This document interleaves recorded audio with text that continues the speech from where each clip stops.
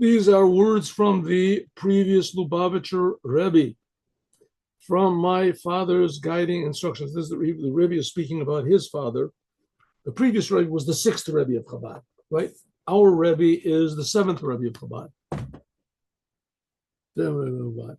And his father-in-law was the sixth Rebbe. He's the one that's writing this.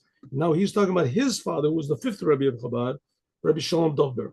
So from my father's guiding instructions. What's his father's instructions? Keep away from attacking. Don't get into debates. Don't get into debates and try to win debates and try to defeat the other person. Don't start attacking others. That's not our job.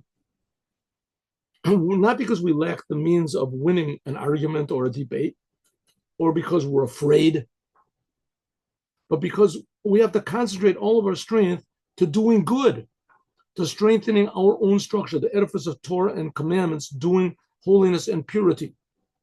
Don't get involved in bad things. The Rebbe was very, very adamant about interfaith debates, very against it.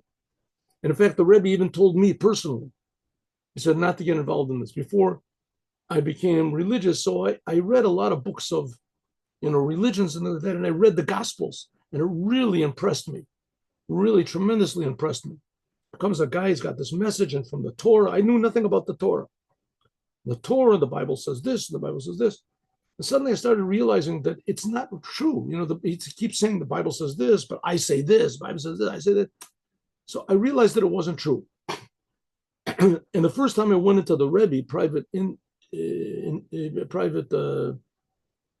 meeting with the Rebbe, it's called Yechidut. So I asked the Rebbe about that. I said that, I know that book is false, but it really bothers me. So the Rebbe said, everything that's true in the Gospels is what was taken from the Torah.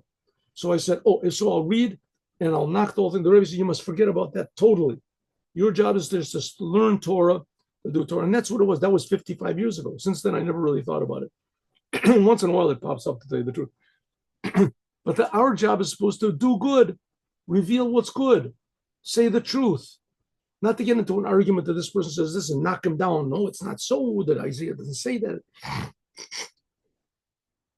Just a person like that says this, just say, listen, read the Jewish commentaries.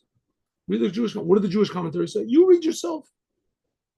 I'm telling you, that's not what the Jewish commentaries say, that God is one, God will never leave the Jewish people, etc.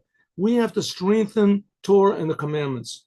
Don't spend any time in arguments, debates. To this, we have to devote ourselves totally, even with self-sacrifice, not just potential self-sacrifice, but actual self-sacrifice. We have to avoid war, arguments, defeating the enemy.